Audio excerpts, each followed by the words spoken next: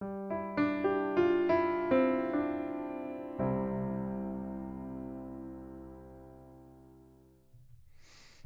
once again, everyone. Happy Friday. Another wonderful episode of Mom at Home. And, gosh, it's a gorgeous day out, and the sun is shining. It's nice and warm. And we have two drummers on today's Mom at Home episode. Normally, we just have one, myself. But today, I'm so excited to be welcoming our special guest, Mr. Ed Roscetti.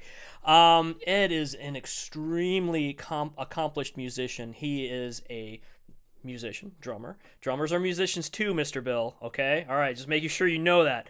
And he's an author. He's an educator, a clinician, performer. He's done iPhone and mobile apps, and so much more. He's an endorsed artist and a regular. He has created and done music camps at the Museum of Making Music. We've known Ed for, gosh, at least 10 or 15 years now. So it's so great to see him here at Mom at Home. And you guys are in for a treat. We have probably, in my opinion, just one of the most wonderful studio setups ever to appear on Mom at Home. And Ed has just done a wonderful job with his home studio. And we're going to talk about that. We're going to talk about his career. And he's actually going to showcase and demonstrate a lot of the instruments that you're going to see today, because he has just a huge variety of instruments. So I actually want to get started. Let's take a look and see what Ed is up to right now. Welcome. How we doing? Let's hear some of that wonderful percussion. Hey, Ed, can you show us what you got? Sure. All right.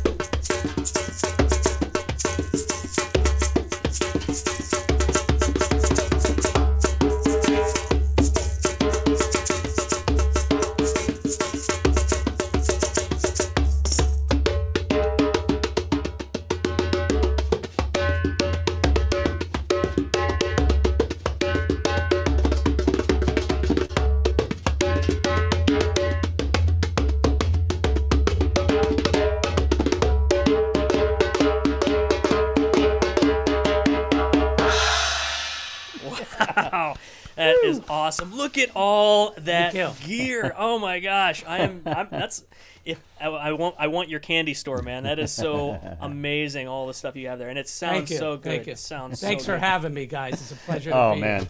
here. Thanks for being here, Ed. And even though I feel like I'm outnumbered as a guitar player, I will try and stand tall and hang with you percussion drummer guys. So We Ed, need you. We need you. We need the guitar players. Truth be told, though, Ed, I think we need you more than you need us. Without that backbone, without that groove, we'd be floating out there in our own time zone, which is fine if we're playing by ourselves. But anyway, what a great setup, like BJ said. And I want to talk about what you have, the different instruments. But let's back up a little bit and talk about kind of your start. Last week, we had Ralph Grierson, a tremendous pianist. And Ralph started out telling a funny story about how he had acquired a drum set living in an apartment directly above Grandma. And after a few sessions of him figuring his way out on the drums, Grandma said, "You know what? You're getting a piano." That's funny. How did you, That's funny. How did you start out as a percussionist? Well, I'll tell you, when I was a little kid, my sister's 8 years older than me, Linda, and grew up in Niagara Falls, New York. Both my parents, they loved music. They listened to jazz and the big band thing. My dad had 78s. He was always playing them. And they loved to dance. And my sister would play her records, Beatles, Who, Rolling Stones. But there was a song out, I remember, when I was around 4 years old. And you probably remember this, Bill, and I know BJ knows as well, called Wipeout. Oh, yeah. And it was a surf song. Okay. The quintessential, yes. And and,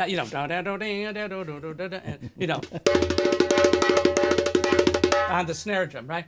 So, and then it would go into a surf beat, right? So my sister would always play this record. She had the 45, and she would play on a pillow with her hands. She would play the drum part, right? Yeah. And believe it or not, that's how I started getting interested in the drums. And then my dad bought me a little toy kit when I was 5, and it had the real cheap kind of heads that dent. So my sister played Wipeout on it with the sticks, the little sticks, and actually dented the heads, and I got all upset. And so that's kind of how I got into it. And I just started kind of banging around, with that little kit. And then around 8, my dad, they wouldn't let you take lessons at 5. I had to wait till 8 back then to start taking lessons. It was different back then. I guess I'm showing my age. Anyways, so then my dad, when I started taking lessons with Kenny Wagner, was my first teacher at D'Amico Music in Niagara Falls on Pine Avenue. I started with the pad, practice pad, rudiments, bouncing the sticks, trying to get my hands together. And I studied with Kenny for quite a while and went through books like the Wilcoxon book and Haskell Hare and that stuff. That's how it started. You've got Big Sis to thank for your start and also Absolutely. for damaging your first drum kit. But Thanks, Lynn. thank you, Lynn. Nice to meet you through the medium of Zoom. So, all right, you're learning the rudiments, playing on the practice pad. Is that what you had at home, or did you go back to the toy kit your dad bought, or did you jump right then from when there? I started taking lessons, Bill, he then bought me a 4-piece kit with some cheap cymbals. I can't remember, it was something called Telestar or something, but they were tunable drums, with a key. And that was my first kit as set up as a drum set: bass drum, small tom, floor tom, a ride, a crash, foot pedal for the bass drum, hi-hat stand with 2 hi-hats. Okay. No snare in that first kit? And snare, excuse me. Snare, okay. Of course. Yeah, your regular 4. Actually, the setup was similar to the kit I have today, which we'll get to. But Sweet. Okay. so that happened. I used that kit and made it sound as good as I can till 9th grade, where my dad took me to Buffalo, New York, because we're 30 minutes from Buffalo, to Art Kubera's. And there was a big independent music store there. And he bought me up a 6-ply maple Ludwig 5-piece kit, chrome finished, right? With just a beautiful standard Ludwig snare drum. Actually, the one that Steve Gadd used to use in the beginning on all those records, even with the Yamaha stuff he was still playing when he was playing with Yamaha. He still played that Ludwig standard a lot of the times. And then a beautiful Rock 21 Zildjian ride, crash, and 2 hats. And that was Dad setting you up with that kit, yeah? Yes, and that was around 14, 9th grade, 13, 14. And at 15, I started studying with Louis Marino, who was a great jazz drummer in Buffalo, who was, he was a pro, played all the shows, worked with Chuck Man Jones sometimes, played with all the jazz guys. Good. So you were learning from the pros kind of right off the bat. Yeah, he helped me immensely, man. He really changed, my direction. Because at that time, I was playing from 14. I was playing in my first band I had, it was Crash with a K, 2 guitar players, drums and bass. Then at around 14, 15, I was playing in a horn band called Daybreak with all guys from high school, Chicago stuff, Blood, Sweat, and Tears, a little bit of Beatles, that kind of vibe. After that, I started playing at the OH, which was the local club, which was the Ontario House, Bobby Menacucci. That was the place. Everybody who came through town played through there. And I got lucky. Guys who came home from college, Pete Meliverni, who's still out in New York, Frank Accardo, who worked with Sammy Davis Jr. for 10 years, Pat Perez, who's a great, Paul Lanka's music director, he's in Toronto, he's to this day. All these cats came back from Fredonia and Berklee, and I was like 16 at the time. They'd come in the basement and we'd play standards, and I would record it on this little recorder I can. And believe it or not, I used to run around at night and get us work. Wow. I used to go into the clubs. I wasn't even of age, and I sat and waited for Bobby and played him this tape. After I waited for him all night to eat his dinner, I played him the tape, man, and he goes, "All right, Sunday night." And that's Sweet. how I started playing jazz with some older guys. So you learned not only from some of the best players, you were playing with cats who were in Berklee and different colleges, and you were younger than them, but you already knew, I think, intrinsically that you had to get out and hustle to make the work happen. I mean, that setup you're sitting in right now is beautiful, and obviously this is kind of a different genre of being a drummer. This is all percussion. It looks like a great toy room. Tell us, when you got into that part of the percussion world and what we have here. Maybe give us a little go-round through the instruments. Sure. Well, as being a drum set player and coming up, that is my main instrument, okay?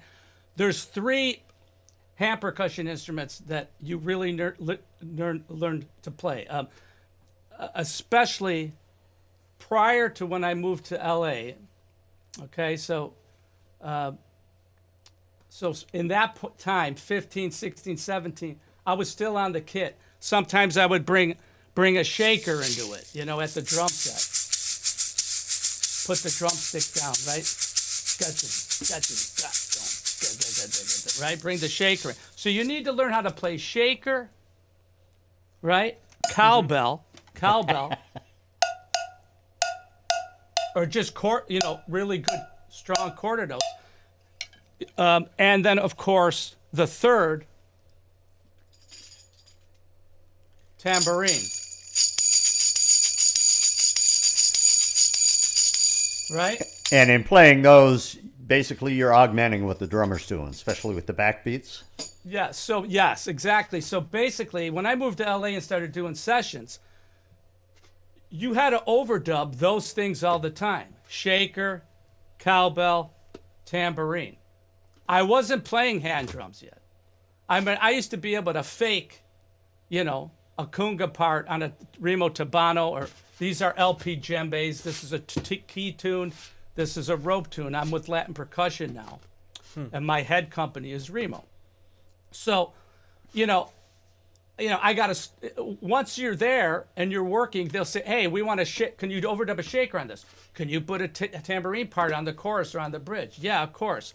Can you play, come up with a simple cowbell part? Yes, of course. So those 3 things are always, you got to be proficient on them. Mm-hmm. But then I started wanting to collect instruments, and how I got into that was I was listening, when I moved to LA, I started listening to John McLaughlin's group called Shakti with Zakir Hussain and all the other Indian masters. And Zakir is an amazing tabla player, and in 2019, I finally got to meet him and hang with him just a little bit at a master class he was doing at Santa Barbara at the college. And then at night, I got to sit in the front row and watch the show with him and Bella Fleck. Oh, and wow. It was just was incredible. A friend of mine, Dick Masis and Eddie Tadori, Dick was the sponsor of the event, and so he goes, yeah, you got to go to the master class and meet Zach Kieran. So it was just to finally meet him and hang a little bit, and just and I've seen him over the years a few times, but I never got to meet him. So that was an inspirational day for me, because I had been listening to those records and listening to him play for years. Now, I'm not a tabla player, but I created on djembe this finger technique, where you just saw me do some of it, where I took some of the tones, because tabla has that low boom, right? And there's finger sounds.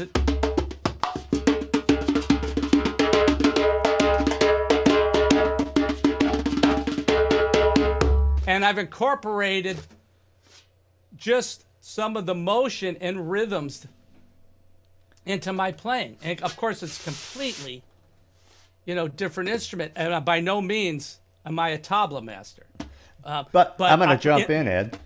I mean, what you just did is very tabla-esque. And I think to the untrained ear, they're not going to hear a huge difference between the timbre you're creating with those and the tabla. Am I right, or am I off the rails here? Well, it's very, to my ear, it's very different. But to someone who probably doesn't listen all the time, they will hear tabla-esque things in it. Yeah, and I would say there's a blurring of the line between that and like the Doombeck or any other really finger style drumming, and it's just Yeah. amazing that the dexterity you have in taking that concept and applying it to the djembes too is awesome. Oh, thank you. So I do I do this. I call it the baby slap, and it's just me snapping my finger.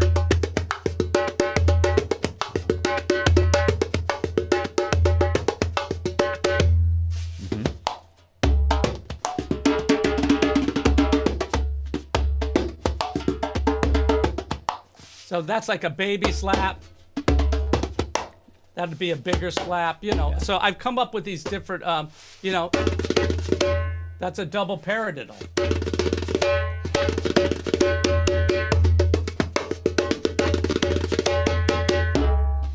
So those baby slaps add really a completely different color, so it really does change up the whole sonic vibe.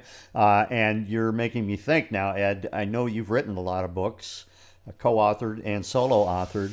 Are some of these techniques to be found in some of your books as well?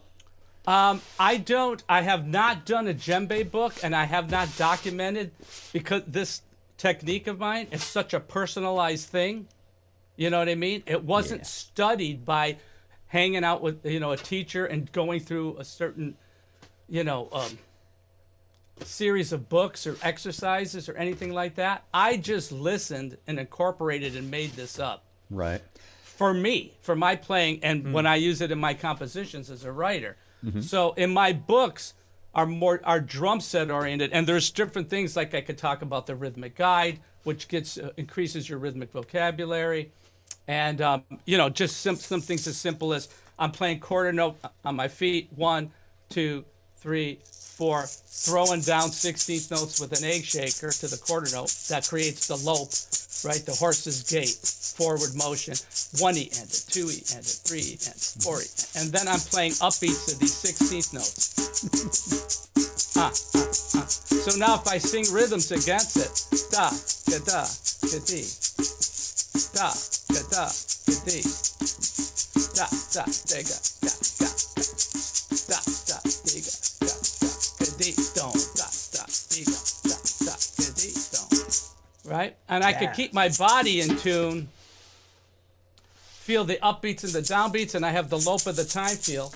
Just like if I want to do upbeat of the lope. Chicka daga daga dum. Chicka daga daga dee dum dee dum.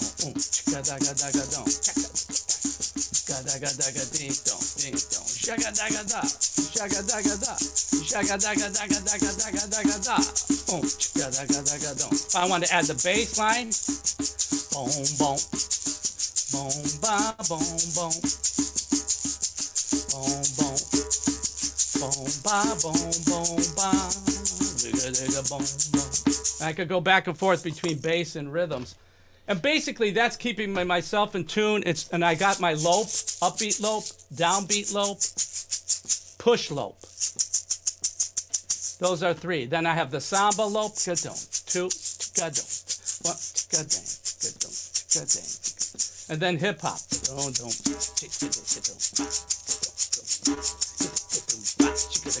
Like more shuffled. So those are 5 basic lopes. And I think a big thing where sometimes people get hung up on in playing together is everybody's kind of doing something a little different maybe and not feeling the time feel the same. So if you agree on the lope, right, and everybody feels it the same way, then when they go over to their instruments and start playing, it does more of this instead of this. Missing Locks in tighter. Right? Because as we all know, you've heard seasoned pros on stage, and sometimes they're kind of fighting each other. You hear all those great rhythm sections, right, from the history, like Earth, Wind, and Fire, right? They feel the upbeats, 12 guys together, horns, and the downbeats together. Like, gotcha, gang, gang, gang, gang, upbeats. Down, down, ba, chicka, do, ba, ba, ba, ba, beats, chicka, down, boom, chicka, boom. Chicka, chicka, gang, gang, gang, gang. So those push 16th notes, you get 12 cats moving and playing together on all their instruments, breathing and walking that time feel together. That's why it makes the hair on the back of your head stand up. Oh, yeah. It gets right inside you. It's, like you say, 12 guys.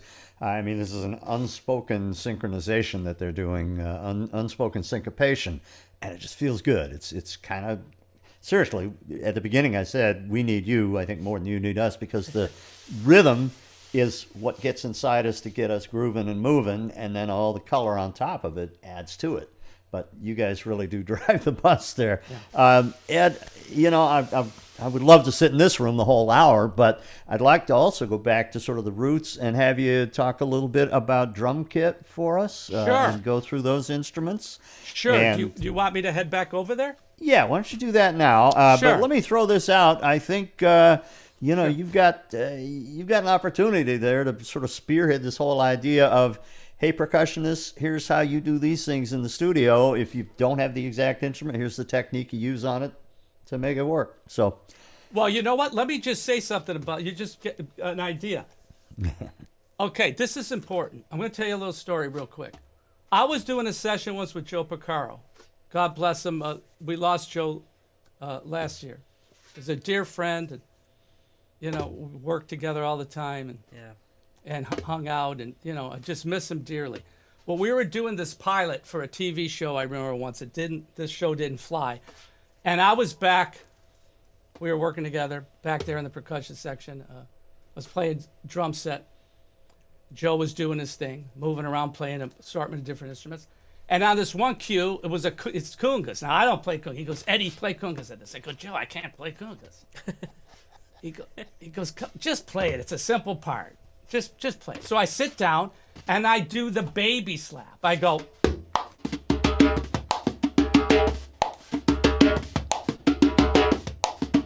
right? And Joe's cracking up, and you hear from the booth, what's that?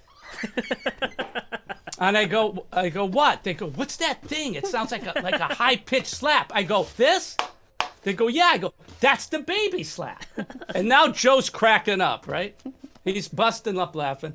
And they go, yeah, do that baby slap thing, right? So I do the cue, it was whatever, 45 seconds, and I do the same thing. I play the same thing with the baby slap. They're done that, so that's great. Joe's cracking up laughing. So we do a bunch of more cues, and it comes back around to another cue, and I hear through the top, hey, could you do that baby slap beat again? see? So my point is, I can't play congas. With World Beat, our group with Maria Martinez, she's the conga player. I play the djembes, and then we both play kit, and we play all the other instruments. And they complement each other, even though they're not supposed to, but we make it work where they sound great together. My point is for everybody, just find things that work and play what you know. And sometimes it all works out.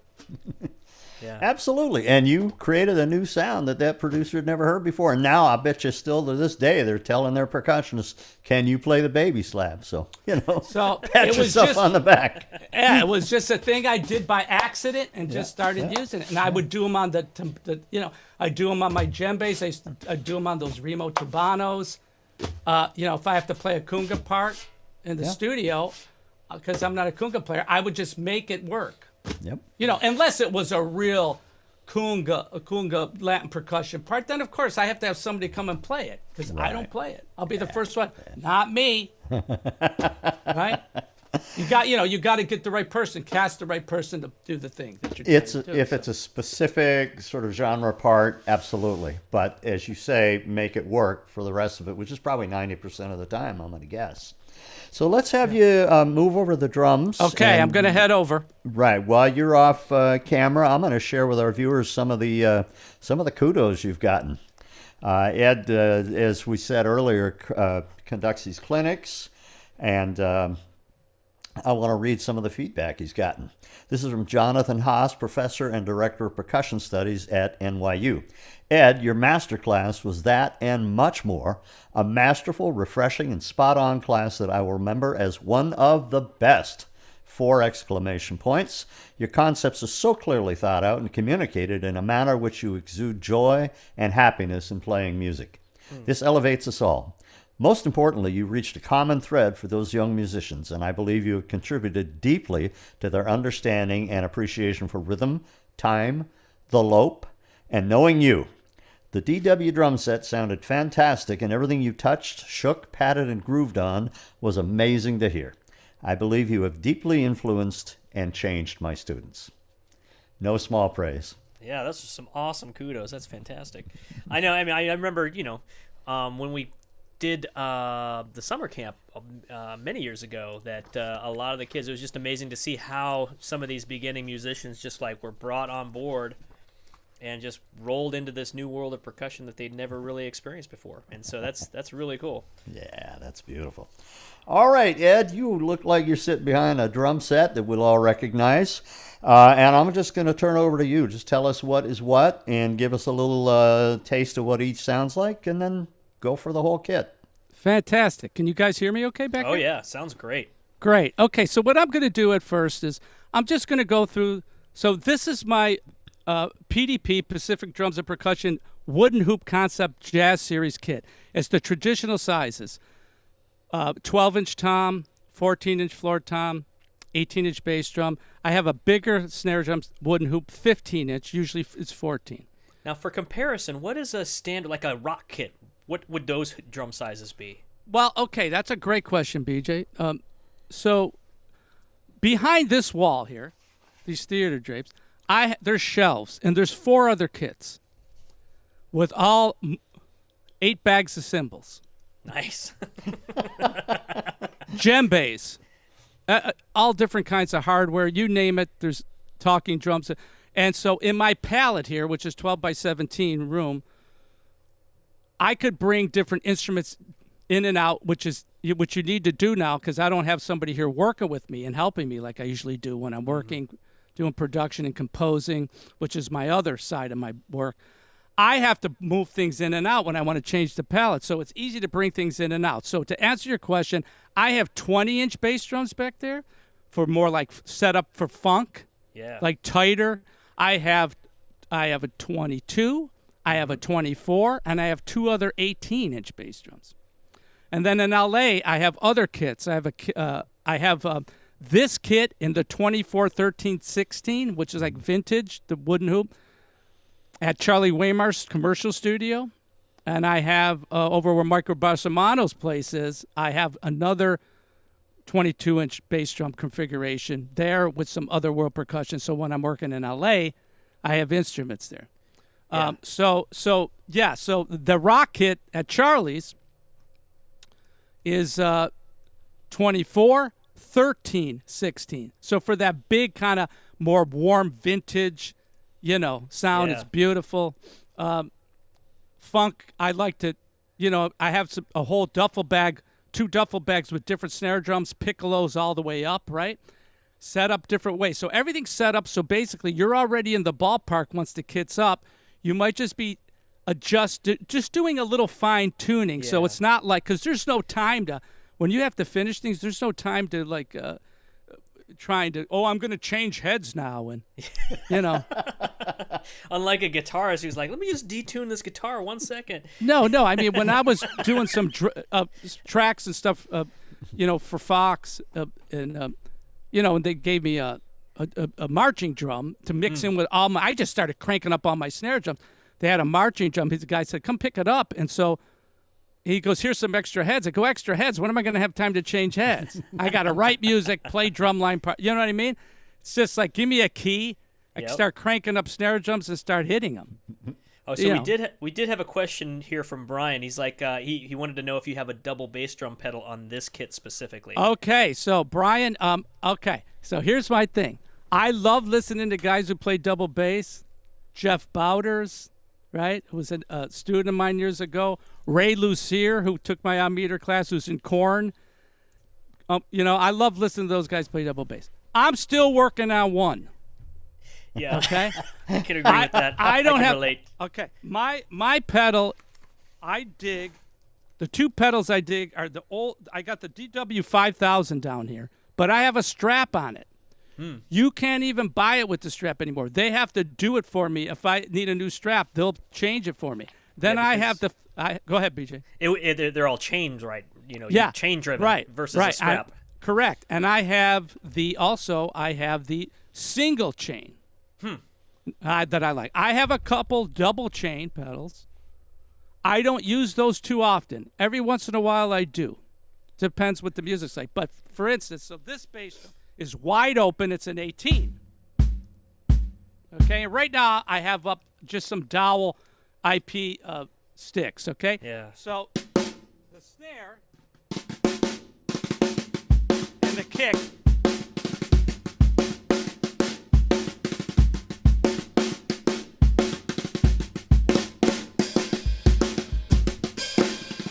I can bring the hi-hat in.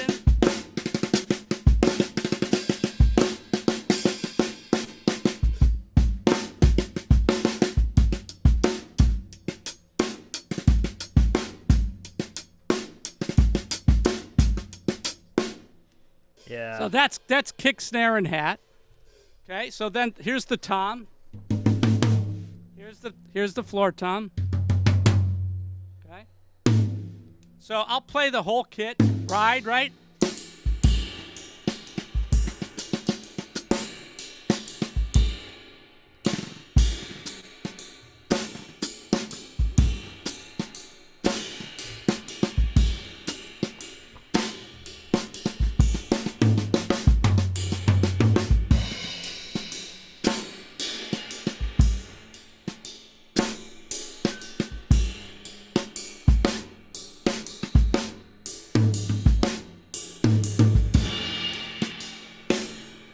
And that's just a slow blues. So if I want to play like here, let me do this here.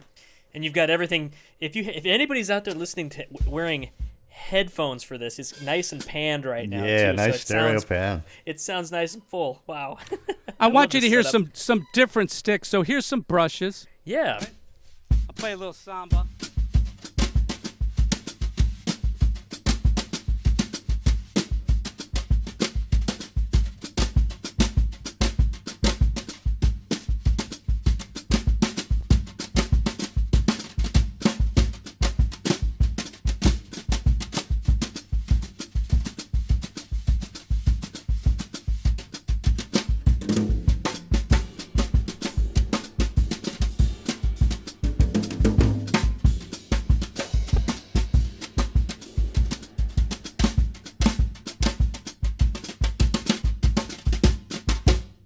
Yeah. So cool. And I love seeing this. I mean, because it just for folks who might not be familiar with percussion, there is just a almost endless variety of sounds that can be produced on, maybe one drum.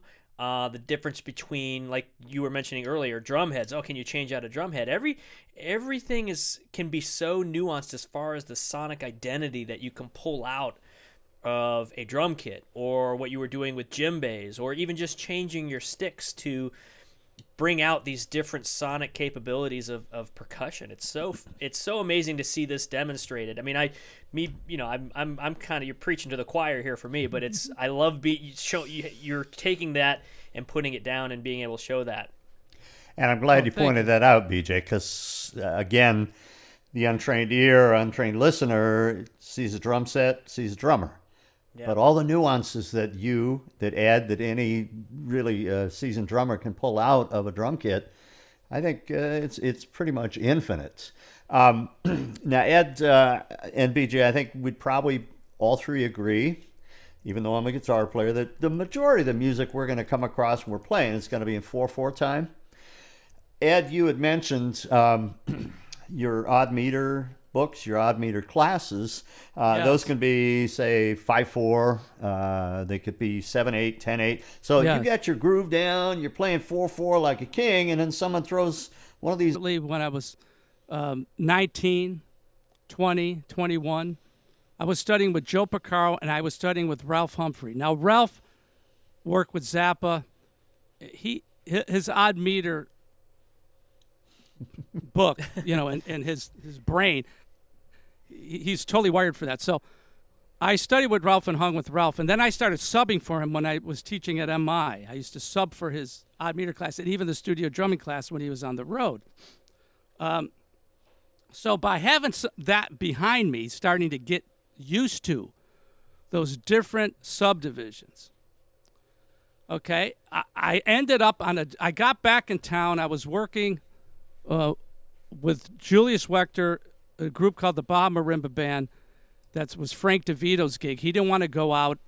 And Julius wrote all of the beginning Tijuana Brass Herb hits. Okay? Julius was a mallet player. The other mallet player in the band was Julie Greenberg. Julie did The Simpsons for all those years. Fantastic mallet player. Okay?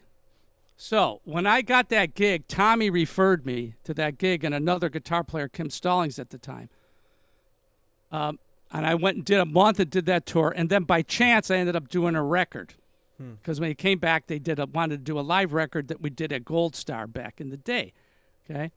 So I get back, and Julie calls me. He goes, someone's going to call you, man. He goes, you know Benny Golson? I go, yeah. Killer Joe, Whisper Not, right? All those tunes. Yep. Tenor sax player. Benny was a composer, and he was in town, and he was writing jingles. So I show up to work, and I'm thinking, man, I'm going to be playing I'm going to be playing a down home, Killer Joe. Beep, boom, beep, boom, beep, boom, beep, boom, beep, boom, beep, boom. This is what I'm thinking, right? So I get to work. David Garfield, the piano player, he's to my left. I can't remember who was playing bass. Chuck Burkhofer, I think, maybe. And there's a small woodwind section of 8 guys, bassoon, clarinets, bass clarinets. There's no music on the stand. Okay? It's 10 of before the date starts. Still no music on the stand. A lot of times, stuff came from the copyist the last minute. Okay. 3 minutes before, here comes the cue. It's a 30-second spot, and it's exactly what you said, Bill. It's more counting. You have more tacit bars, which means rest bars, and there's 7/8, 5/4, 3/4. Rhythmic cues written, All of a sudden, you're a mathematician. And all these rest bars, and there's nothing that looks like a normal song form where you could just go boom, boom, boom, boom, boom, boom, boom. You're looking at the chart. Sum it up and go, I got this, right? And Garfield and I look at each other and we go, oh, man, we're going to have to really read, right? So, the thing starts, it's in 4, But you gotta go, right? But you gotta go. Boom, ba, boom, ba, boom, ba. Right? And I got to play out. And then it gets to 2 bars of 7/8, / dotted slash, / dotted slash. So that means 2, 2, 3. And it says March, right? So March so and I'm 7. So I'm waiting, But they're going to go.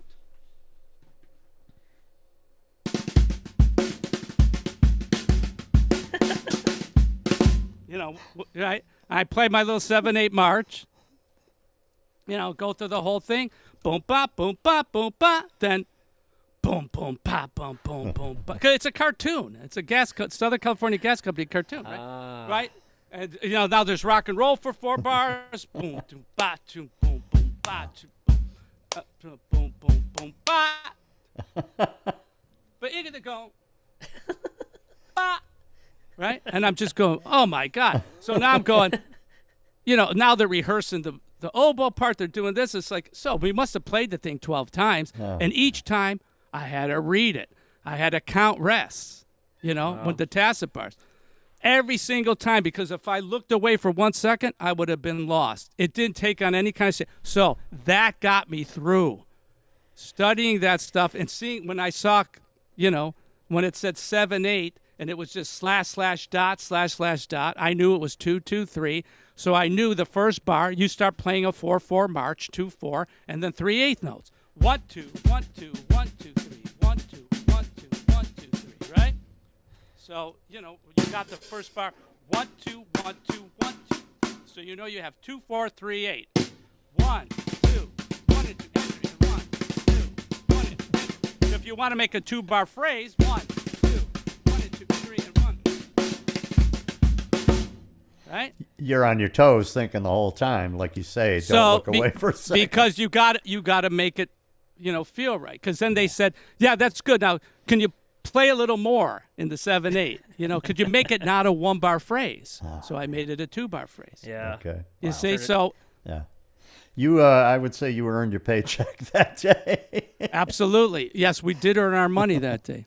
Hey, Ed, we have a little video that we want to share. It's a nice Sure. little 7/8 groove that you played. And what I'm thinking, actually, I mean, I'd love to stay here on the drum kit too, but believe it or not, we're rapidly coming up on the hour. So maybe while we play this video, you can move to that other cool percussion room. We can talk some more in there. Does that sound good?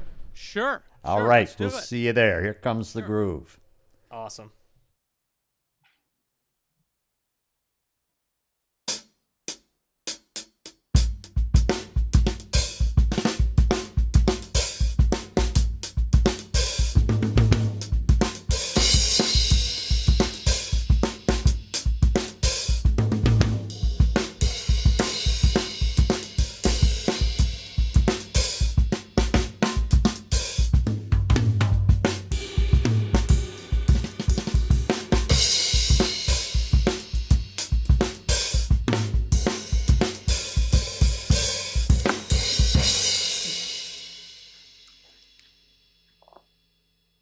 And I love asymmetric meters. And when we say symmetric or asymmetric meters in drummer speak, it means symmetric, you have 2 and 2 or 4 and 4. Everything is an even feel.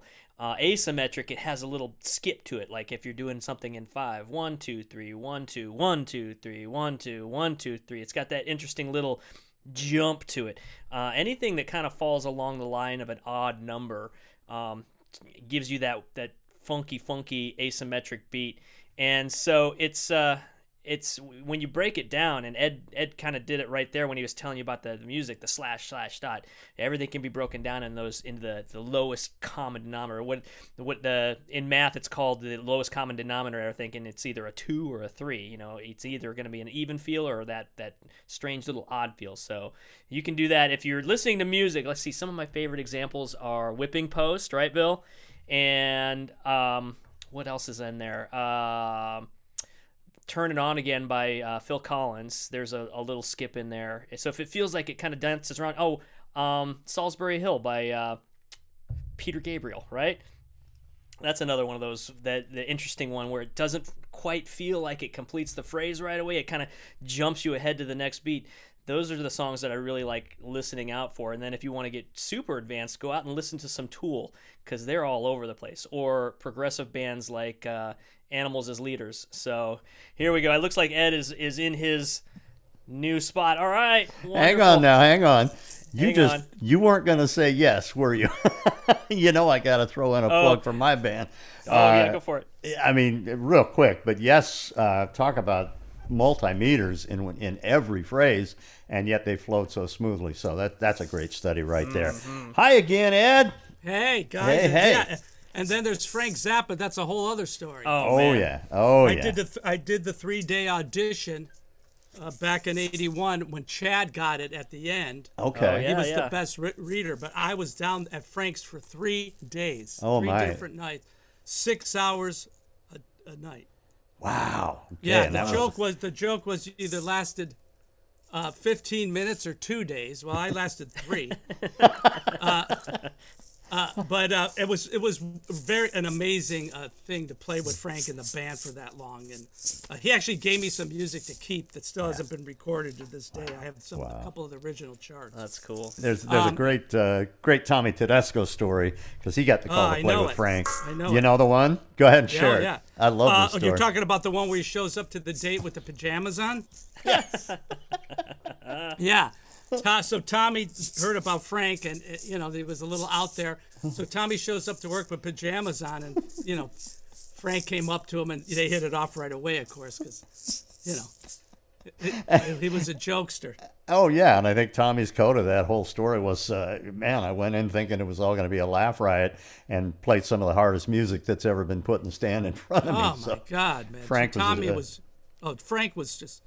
Frank, he ran 24 2-inch tape on all the auditions. Oh, Okay? wow.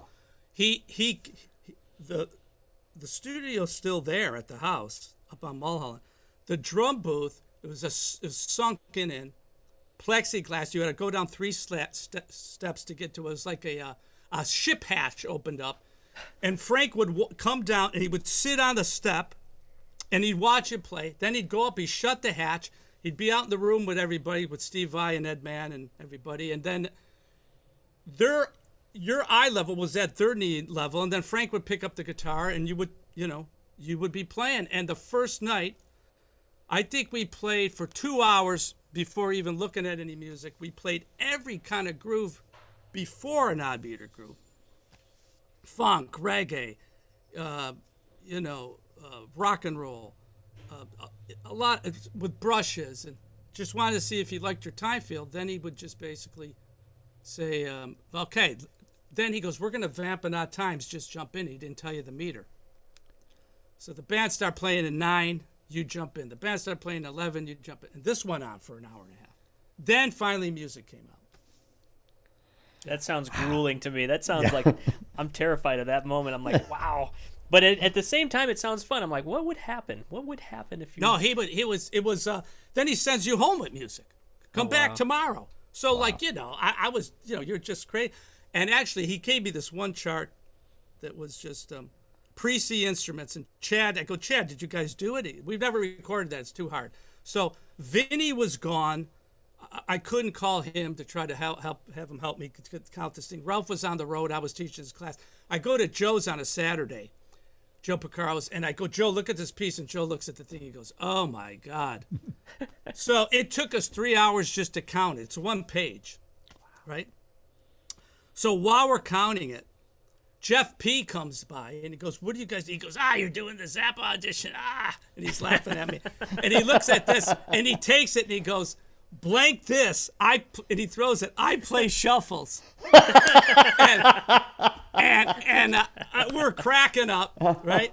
And Frank used to always call Jeff and say, come and play on a song. I got this thing in 4/4, and Jeff would go, I'm not coming down there, Frank. Your stuff's too hard. Stop calling me. And he'd hang up on him. And this went on for years. And he goes, no, I just want you to come and cop a groove in 4/4. No, I'm not coming, Frank. Stop calling me.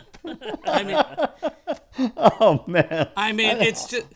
Anyways, We need to stretch this out to a 4-hour session. I know, Let me get a question in here, Ed, from one of our volunteers. This is Brian, and he's with us every Friday, as are, if I can throw a couple of props out to our volunteers, Nancy Telford and Joe Rogers and Brian Donaldson are here faithfully every Friday. So kudos to you. And today, Brian asks, would playing a left-handed kit right-handed be a challenge for you? Yes, because it would switch the pedals around. Like my dear friend Joe was left-handed, so he switched the hi-hat and the floor tom and snare. It gets reversed. So yeah, because your feet, my left foot's used to playing hi-hat, my right foot's used to playing the kick drum. So that wouldn't work for me. Now I could lead with my left hand on a right-handed kit, but still, as you could see, my bass drum foot would still be my right foot, and my hi-hat foot would still be my left. Might take some extra practice time to get everything reversed in your brain. Yeah, because to make that left foot be the lead, especially when I don't play double bass. I never liked the way the other pedal feels on the other side. Yeah. I've always been kind of a minimalist setup kind of person. Yeah, and when you set your kit up, it's your setup. It's like how you have your seat in your car set to exactly where you want that seat to be. Imagine trying to drive on the left side of the road, and going over to England. It's like, what's going on? Right. It's that kind of that shock to the system if you have to change what your body is used to and how it's used to operating in that situation. That's a great question, Brian. But yeah, it is a great question. Throwing something new. I mean, I do it too. I don't know if you do this, Ed. Well, just based on your whole room layout, you might throw a drum over to, on the opposite side, or throw a new piece of gear somewhere else, just to keep your brain fresh. Absolutely. I was going to say, I was just going to interject that, but that's a great point, BJ. To the left of the hi-hat, sometimes I put a popcorn snare, or sometimes I have a djembe over there.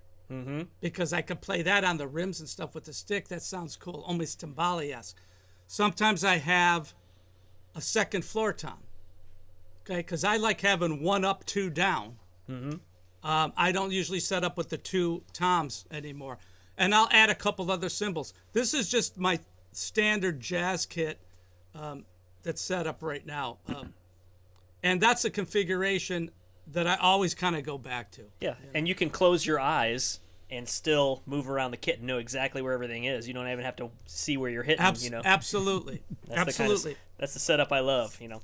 Well, we're going to talk about what you have there in front of you, Ed. You got it. Because education obviously is near and dear to your heart. Let me share, though, one more really nice quote, and this is from Jillian right here at the Museum of Making Music. Jillian. Hey, Jillian.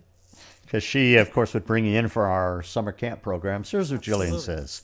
The World Music Summer Camp is a program that we are proud to offer the Museum of Making Music. There's a strong need for musical activities for kids that will educate and entertain them during the summer, and this camp is a wonderful opportunity for students of all levels. Ed gives the students the confidence and drive to not only perform in front of a group, but, and very important here, to continue making music in the future. So thanks from us, Ed. Thanks from Jillian. Oh, thank you. Thank you. All right. Let's do it. What do we have there? Okay, so before I get started with these instruments real quick, since we're talking about 7, I just want to show you something you can work on real quick at home. You take a little egg shaker. I got my LP egg shaker here. And the 7, remember before I do 1E and a 2E and a 3E and a 4E with my feet. So now I'm going to go 1, 2, 1, 2, 1, 2, 3 with my feet. Boom, boom, boom, boom, boom. And here I got 1E and a 2E and a 1 and 2 and 3 and there's my 7. So you can start feeling the 7 with your shaker. Then you could take your opposite hand and play the upbeats of these 16th notes.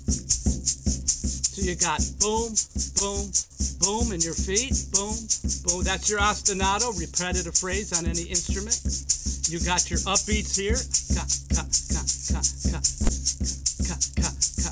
And you got your 1E and a 2E and a 1 and 2 and 3 and 1E and a 2E and 2 and 3 and 1, 2, 3, 4, 5, 6, 7, 1. That was the 8th. You know what, though, Ed, as I was listening to that, when you added the ostinato 16ths, it really kind of smoothed out that 7/8. Yeah? BJ, you agree with that? Yeah, I mean, you don't get that strange herky-jerky jump that we're used to, like when we're trained to listen to 4 or like 6s or whatnot like that. But, you know, 5s and 7s, they can be weird if it doesn't, you know, if it's not rhythmically smoothed out over maybe a couple phrases or whatnot. So you just got it, BJ. That's perfect, because here's the next thing. Check this out.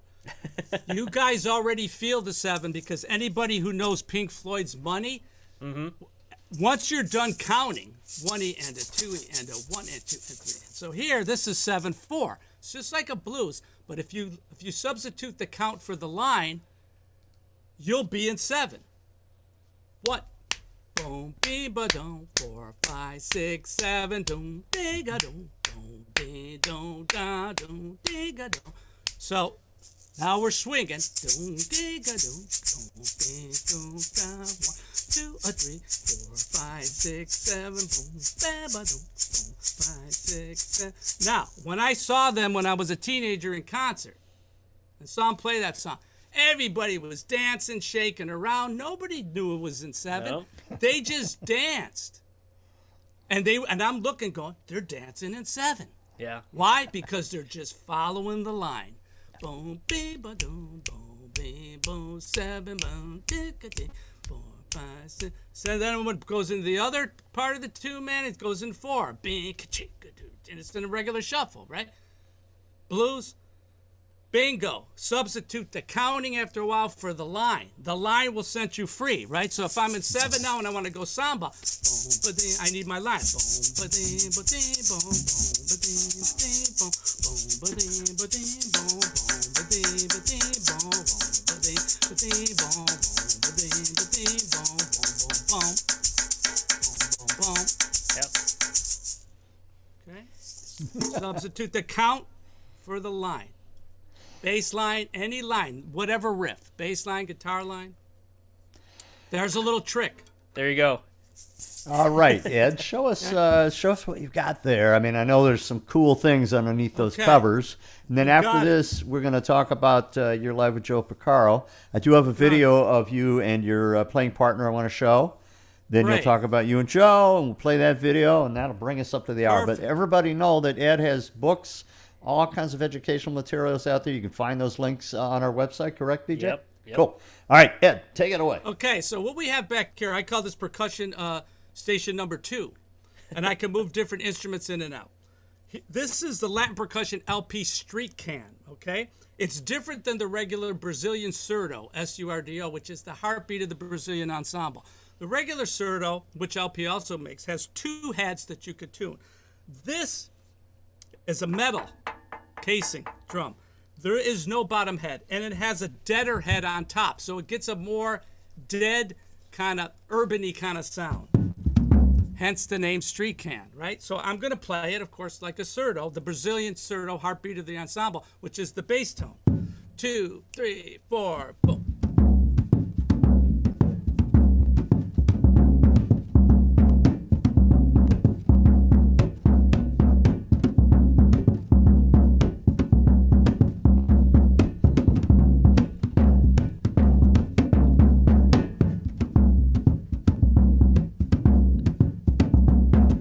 And you play it with a nice big fluffy mallet. This is a concert bass drum IP innovative percussion mallet.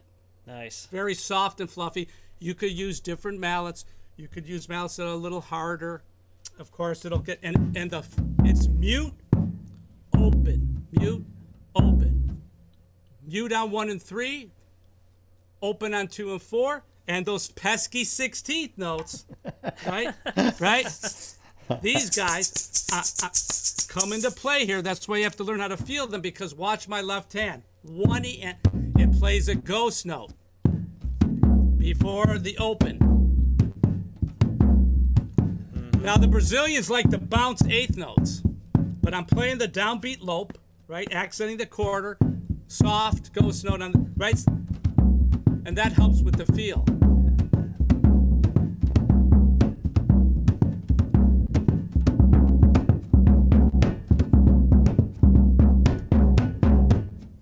Yeah. Okay.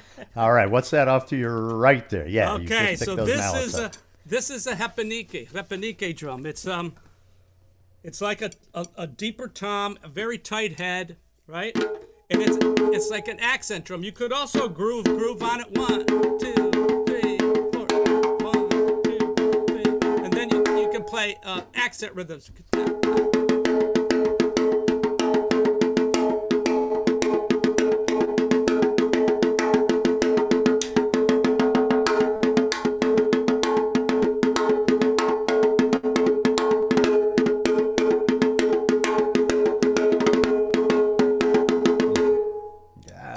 I feel like I'm in Brazil right now.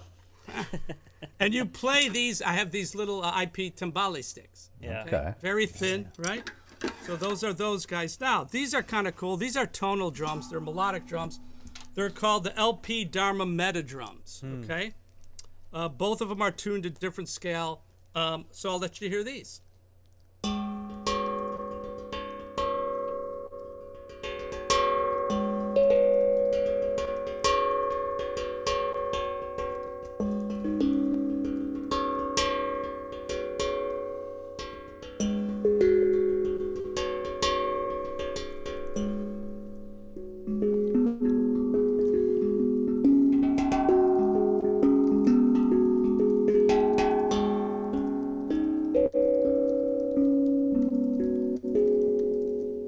Yeah, very therapeutic, very relaxing tones out of those. Now, Absolutely. are those something people would use in sort of a yoga application as well? I mean, it sounds like You sort could, of- yes, you can. Yes, for therapeutic drumming, but they're also great just to compositionally to work into pieces, you know. Yeah. And you could also play them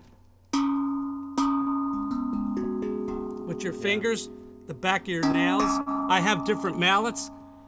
These sound a little more staccato.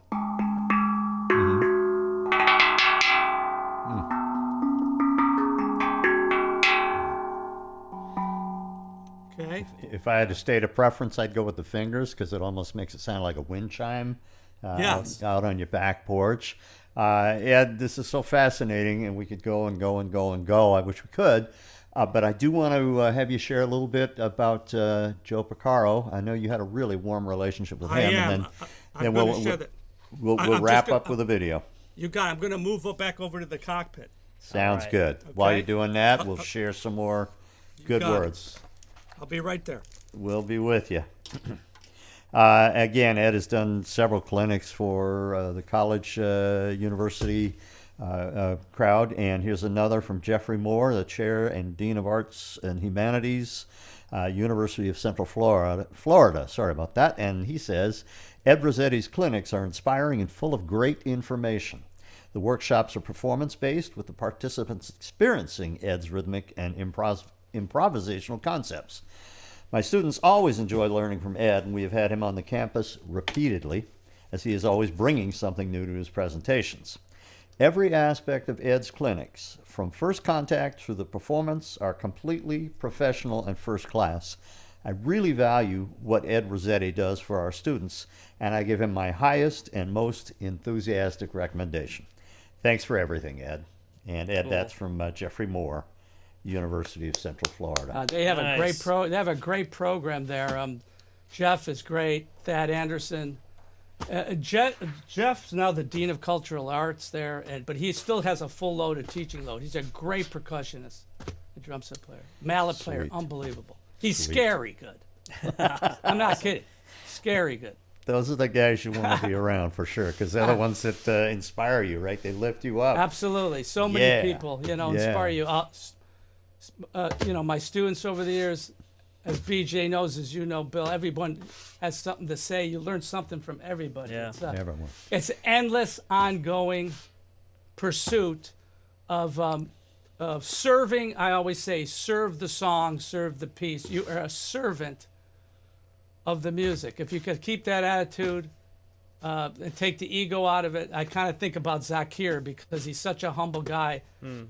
A servant of the music keeps you very centered and focused on what you're trying to do, which is Wonderful. compliment, Yeah. Yes. not get in the way. It's not about you. It's about the music. It's about the song, and also about the listeners, because what you're doing Absolutely. gets inside of them and moves them. We've Correct. all had that experience. So speaking of inspiring, of course, you had a wonderful relationship with Joe Porcaro. Perhaps you could share a bit of that, and then we'll play a nice video of you and Joe working together. Thank you so much. Yes, as I said earlier, Joe is a dear friend, and the Porcaro family, and everybody, Mike and Jeff and Steve P, Jolene and Aileen. I had a pleasure of working with Jeff and Joe at one point for Sheffield Lab, where they only made live records, and I was producing a couple songs on a artist for Sheffield Lab, Claire Marlowe. It was a combination pop record, adult contemporary pop record, and there were a couple instrumental songs. And just want to tell this story because it's, Joe was just so open, and everybody would go to his house to borrow instruments. I would remember going to his house. And, Joe, I need this. I got to do a suspended cymbal, roll on this thing, and I don't have the right cymbal. Oh, come over, that kind of thing. Always, give you the right mallets, and that's how it always was. And then he goes, yeah, let's get something to eat, And we'd hang with Emil Richards and him up at the beach, and so many stories. But we were at Sheffield Lab, and there's no overdubs, and we're doing this old Stevie Wonder song, I Believe If I Fall in Love With You, It'll Be Forever, that I arranged with her for the record. And I had this solo cello part complementing the melody. Randy Kerber's playing grand piano and her voice. Okay? And that's how the song starts, the first verse. The songs build, and of course, everybody knows Jeff played incredible, ballads.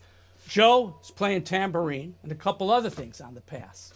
So it's Joe and Jeff on the same session, right? Wow. So we're doing the thing, and we take a quick 10, and I'm out in the room, from the control room, and it's Joe, it's Jeff P, and it's me. And Jeff goes, Dad, the tambourine part you're playing is fine. It's okay. It works. But I hear this. And he picks up the tambourine and he goes, in that Jeff P way, he goes, ka,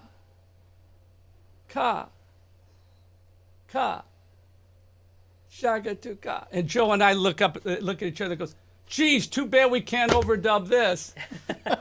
Because the way it felt, right? And then Joe played that part and he just nailed it. He sounded beautiful. And because Jeff had that thing where he'd just pick up anything and he'd come up with a part, but with that feel that he had, right? Yeah.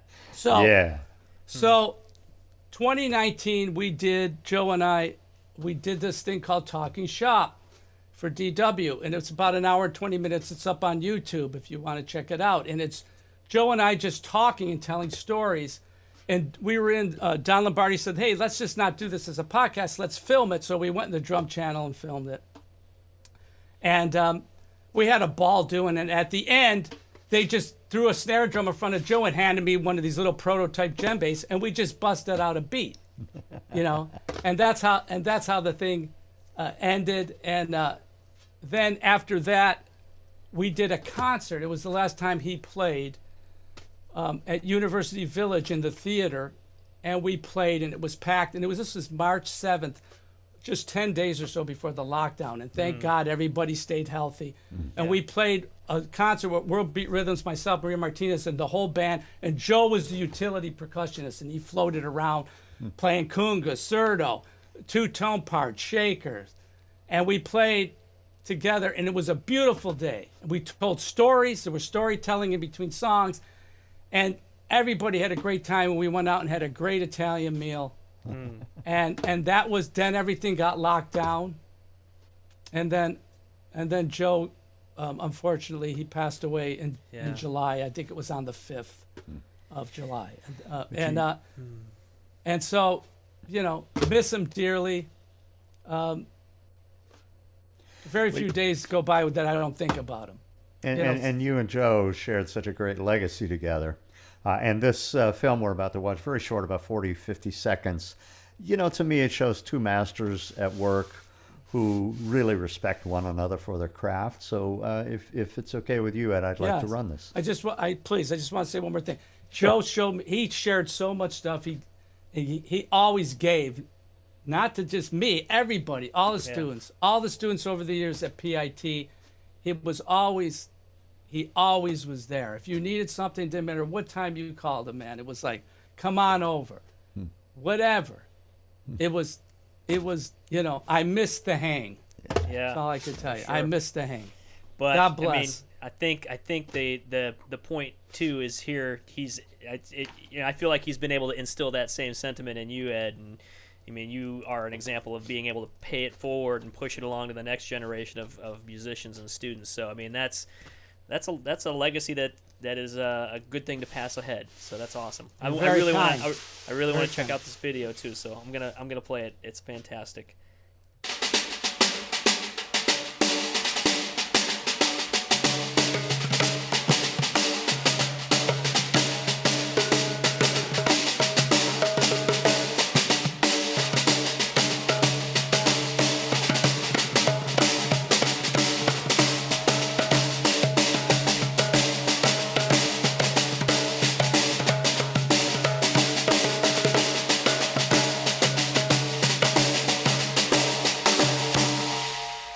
Joe P. Eddie. Beautiful, baby. That's so awesome. Great. Awesome. Fantastic. As always, the time just gets by us here. I would have loved to have talked more, but we are after the hour. But I do want to give you an opportunity. You did want to give some kudos to your sponsors. So please. Thank you so much. Thank you, Bill and BJ, for having me today. It's a pleasure doing this with both of you. I'd also like to thank Jillian Harrington. We did the camp together for 9 years. Carolyn Grant. I want to thank Joe Lamont and everyone at MoMM. These are great, what you guys are doing. Keep doing it. It's fantastic. I want to thank my tech, who's in South Carolina, who helps me get the platform and sound dialed in. Fred Engler, Charlie Waymar, who helped me as well, and he's done some engineering for me. I also like to thank my companies, DW, PDP, and LP, for their constant support and for all these beautiful instruments they gave me to play for you. I also like to thank Direct Sound isolation headphones that I've had on. Protect your ears. Direct Sound, man. Get rid of your earbuds. Protect your ears. Direct Sound isolation headphones. I had them on all stations today. I know they recently donated a pair to the museum too. So protect your ears with Direct Sound. Track, mix, master, and listen. Thank you, my other companies, Peisty, Remo, IP, and my publisher, Hal Leonard. And everybody, be safe. I look forward to when we could be together again, and we could groove together again in the same room. But until then, the groove continues, and we're doing what we could do. Awesome. Thank you, Ed. All right. So much fun today. Oh man, I tell you, it's again so nice to have another drummer on Mom at Home.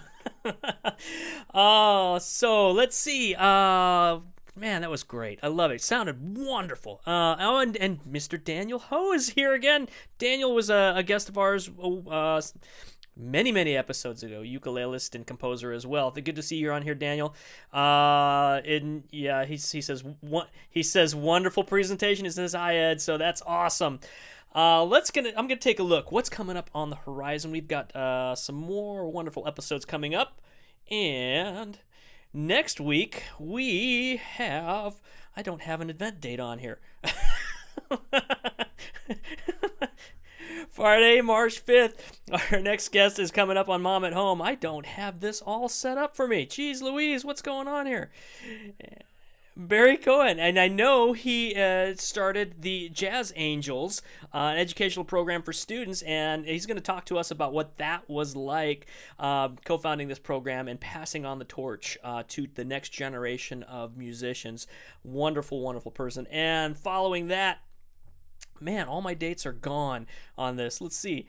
We've got Lloyd Bags coming up on Friday, March 12th at 2 p.m. Lloyd is the founder of LR Bags, the preamp amplification. If you're a guitarist, you probably know and are familiar with LR Bags company. He's been doing that for over 40 years now. So he's going to be talking about his company, how they got started, and kind of his career in music. So there you go. I remember putting all of the dates in there earlier today to make sure it was going well, but apparently it did not take. That's technology for you. Anyway, yes, what a great episode. Thank you again, everyone, for joining us. Thank you, Ed. Thank you, Mr. Bill, for directing such a wonderful conversation. I wish we had at least 6 hours to spend in Ed's studio there, and this is probably the best sounding studio I've ever heard in a long time, so I appreciate that. Until then, everyone, thank you for joining us. We hope you have a wonderful weekend. Take care, and we'll see you next time.